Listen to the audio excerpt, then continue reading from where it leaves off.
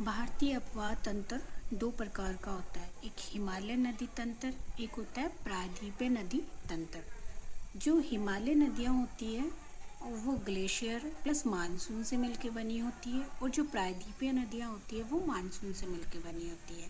जो हिमालय नदी तंत्र की नदियाँ होती है वो सदानीक नदियाँ होती है, युवावस्था की नदियाँ होती है, और जल का आयतन होता है इनका अधिक होता है। और जो भी हिमालय नदियाँ हैं डेल्टा का निर्माण करती है, और जो प्रायद्वीपीय नदियाँ होती है वो मौसमी नदियाँ होती है, मानसूनी नदियाँ होती है, वृद्धावस्था होती है, इनके जल का आयतन कम होता है। जो प्रायद्वीपीय नदियाँ होती है वो डेल्टा तो बनाती ही बनाती है, डेल्टा के साथ साथ एस्चुरी भी बनाती है। एस्चुरी मतलब ज्वारमुखी, ज्वारानद, ये सब। अब अपन बात करते हैं सबसे पहले जो हिमालय नदियाँ हैं। हिमालय नदी में सबसे पहले सिंधु नदी तंत्र के बारे में बात करते हैं कि सिंधु नदी तंत्र क्या होता है। सिंधु नदी तंत्र भारत पाकिस्तान दोनों में मिलकर बना होता है, और जो सिंधु नदी तंत्र है ये सिंधु नदी पर स्थित है। इसको पहले इंडस नदी भी कहते हैं। और जो सिंधु नदी तंत्र है भारत पाकिस्तान दोनों के मध्य स्थित है। इसके हस्ताक्षर नेहरू प्लस अयूब खान ने किए थे।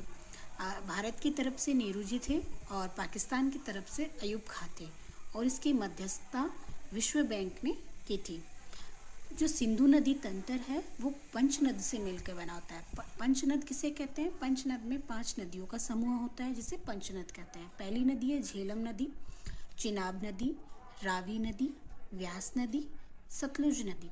झेलम नदी का प्राचीन नाम है वितस्ता नदी, चिनाब का प्राचीन नाम है अस्किनी नदी, रावी का प्राचीन नाम है पुरुषेणी नदी, व्यास का प्राचीन नाम है विपाशा नदी, सतलुज का पुराना नाम है सतुद्री नदी। सिंधु, अब इन 5 नदियों में पंचनद में सिंधु, झेलम, चिनाब, इनका 80% पानी का उपयोग पाकिस्तान करता है, 20% पानी का उपयोग भारत करता है। रावी, व्यास, सतलज, इन नदियों का 80% पानी का उपयोग इंडिया करता है, 20% पानी का उपयोग भारत करता है। अब सबसे पहले अपन बात करते हैं सिंधु नदी। सिंधु नदी मानसरोवर झील से निकलती है, और इसकी उत्पत्ति है तिब्बत से। दूसरी बात करते हैं झेलम नदी, शेषनाग झील जम्मू कश्मीर से निकलती है। तीसरी नदी है चिनाब नदी, बारालाचला दर्रा हिमाचल प्रदेश से। रावी रोहतांग दर्रा हिमाचल प्रदेश से निकलती है। व्यास कुंड से निकलती है, हिमाचल प्रदेश है। सतलुज राकस झील से निकलती है, तिब्बत इसका उत्पत्ति स्थान है।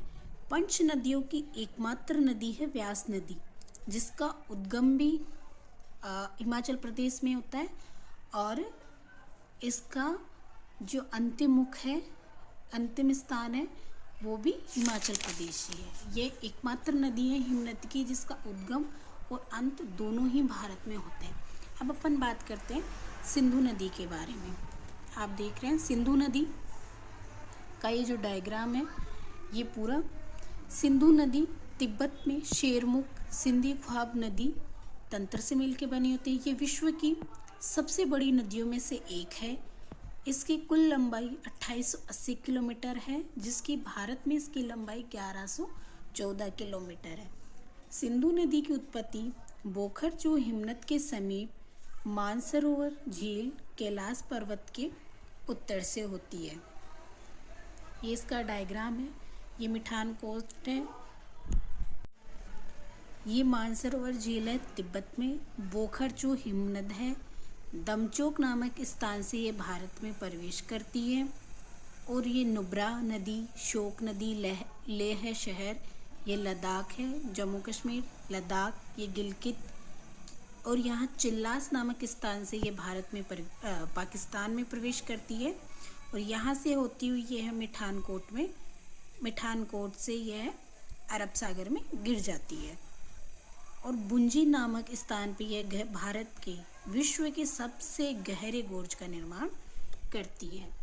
सिंधु नदी दमचोक नामक स्थान से भारत में प्रवेश करती है तथा चिल्लास नामक स्थान से पाकिस्तान में प्रवेश करती है। सिंधु नदी भारत में जास्कर दर्रे से प्रवेश करती है। सिंधु नदी लद्दाख तथा जास्कर पर्वत श्रृंखलाओं के समानांतर बहती है और जो लेह शहर है सिंधु नदी के तट पर ही स्थित है। सिंधु नदी जम्मू कश्मीर लेह के बुंजी नामक स्थान पर विश्व के सबसे गहरे गोर्ज यानी महाखड्डे का निर्माण करती है। सिंधु नदी पाकिस्तान मिठानकोट में पंचनद का संयुक्त जल ग्रहण करती है और यहीं से यह मैदान में प्रवेश करती है पाकिस्तान में अटक में। सिंधु अंततः कराची के समीप अरब सागर में डेल्टा का निर्माण करती है, जल विसर्जन करती है यह अरब सागर में कराची के निकट। सिंधु की सहायक नदियाँ, बाएं तट पर मिलने वाली नदियाँ सुरु, ट्रांस, चिनाब, और दाएं तट पर मिलने वाली है शोक नदी, नुब्रा नदी, सिगार नदी, गिलगित नदी और काबुल नदी। अब पंचनद में सबसे पहली नदी है झेलम नदी। यह झेलम नदी जास्कर पर्वत श्रृंखला पर स्थित शेषनाग झील या वेरीनाग झील से निकलती है। पहले ये शेषनाग झील था, लेकिन एनसीईआरटी की बुक में वेरीनाग झील है। इसका उद्गम वेरीनाग जम्मू कश्मीर में होता है और प्रवाह भी जम्मू कश्मीर में होता है। झेलम नदी वुलर झील का निर्माण करती है। वुलर झील एक गोखुर झील है। झेलम नदी कश्मीरी घाटी में बासमंगल घाटी जम्मू कश्मीर का निर्माण करती है। श्रीनगर झेलम नदी के तट पर स्थित है। पीओके की राजधानी मुजफ्फराबाद झेलम नदी के किनारे स्थित है। भारत तथा पाकिस्तान की सीमा से होकर यह गुजरती है। लगभग 17 किलोमीटर तक यह गुजरती है। झेलम नदी जम्मू कश्मीर में अनंतनाग से बारामूला तक नौकागम्य नदी है। उरी तुलबुल जम्मू कश्मीर में विवादित है। किशन गंगा नदी झेलम नदी की सहायक नदी है। पाकिस्तान में इसे नीलम नदी भी कहते हैं। पाकिस्तान के झंग नामक स्थान पर इसका विसर्जन चिनाब नदी में हो जाता है। दूसरी चिनाब नदी जिसकी 1180 किलोमीटर है। चिनाब नदी सिंधु नदी की सबसे बड़ी सहायक नदी है। जम्मू कश्मीर पीर पंजाल श्रेणी में किश्तवाड़ा में यह गहरे गोर्ज का निर्माण करती है। सबसे बड़ी सहायक नदी तो चिनाब है और सबसे लंबी सहायक नदी सतलज है। चिनाब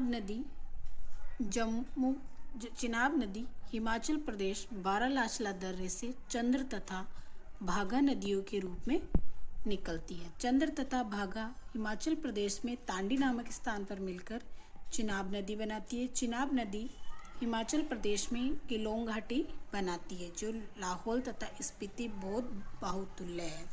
चिनाब दाएं तट पर झेलम व बाएं तट पर रावी नदी में आके मिल जाती है। पाकिस्तान के मिठानकोट में चिनाब नदी सिंधु नदी में मिल जाती है और अपना जल विसर्जन करती है। सलाल, दुलहस्ती, बगली घाट जल विद्युत परियोजनाएं स्थित हैं जम्मू कश्मीर में, ये भी विवादित है। तीसरी है रावी नदी। पुरशेणी नदी हिमाचल प्रदेश, पंजाब में और जम्मू कश्मीर में बहती है। हिमाचल प्रदेश में स्थित रोहतांग दर्रे से निकलती है।